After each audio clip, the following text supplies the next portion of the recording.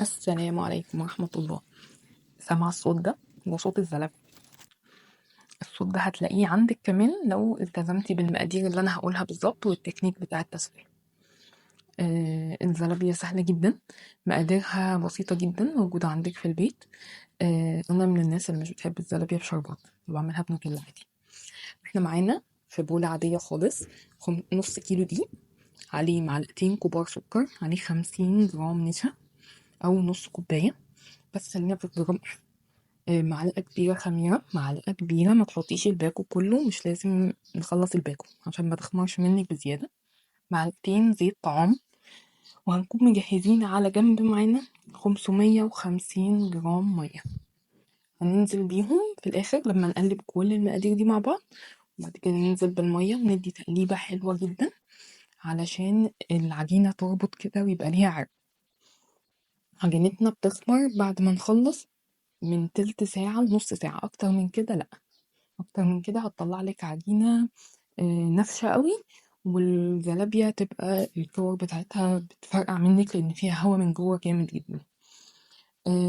ده الجهاز، جهاز الزلابية من اديسون. هو بيعدلك كمان عدد الزلابيات. الزلابية علشان تنزل منه متوسطة الحجم بنعمل المقدار ده. طب انت عايزة تنزليها لا كور تكون كبيرة، زودي معلقتين مية على المقدار اللي احنا عملناه من شوية. المقادير هسيبها لكم تحت في اول كومنت لو انت بتشوفيني في الفيسبوك، لو انت بتشوفيني على اليوتيوب هتلاقيها في صندوق الوصف.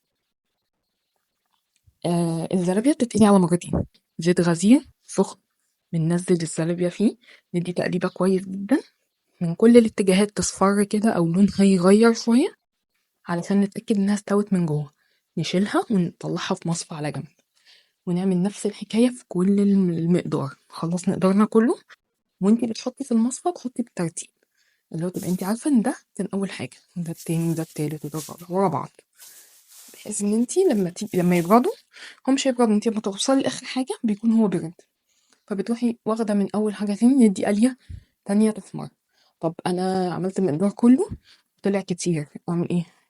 كيس سندوتشات او في علبه او في اكياس سوبر ماركت، اللي هي الاكياس البيضه بتاعتنا اللي احنا بنشتريها من مستلزمات التغليف، حطي فيها واقفلي الكيس اربطيه، حطيه في الفريزر. لما تيجي تنزليه تاني اقليه وهو مجمد، اوكي، ما تستنيهوش يبرد. لو استنتيه يفك هينزل ميه ويبقى مبلبل كده، مش هيديكي قرمش.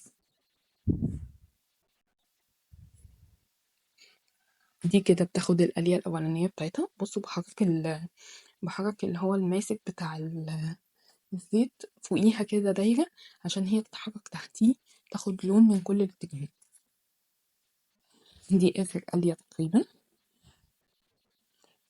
الجهاز عدل المقدار ده 200 قطعة تقريبا أو 210.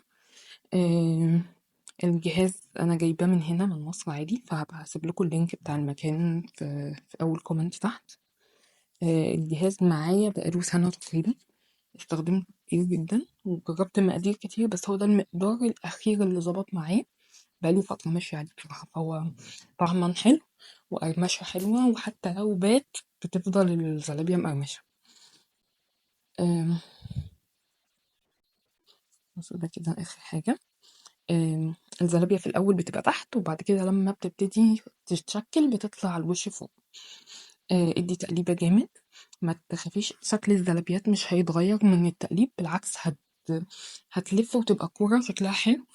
وهتبقى من كل الاتجاهات واخدة لون.